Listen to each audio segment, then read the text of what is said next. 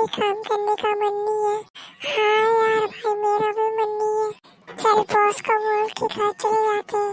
ठीक है बॉस को बुला तू। वैसे कहाँ घूमने चलेंगे? घर पे बैठ के तो मन नहीं लगा। बीच में चलेंगे। ठीक है बॉस को बुला जाओ। क्यों रे कालू लालू क्यों बुलाया? सर छुट्टी दे दो ना। ओवर टाइम काम करना पड़ेगा। ठीक है। ओए कालू बीच में आ गए। मस्त मस्ती करेंगे। हाँ यार भाई मस्ती करेंगे मजा आएगा। वैसे हम लोग घर कब जाएंगे? अभी तो आए और तुझे घर की पड़ी। हम लोग रात के 3 बजे जाएंगे घर पे। तेरे घर पर इन्वर्टर नहीं है क्या? इतना टाइम बाद घर आएंगे हम लोग। अरे अभी हम लोग बड़े हो गए। अभी तो मस्ती करने का टाइम है। थोड़ा देर रुक यार भाई मेरा फोन है। हेलो हाँ मम्मी। अरे आ रहा यार।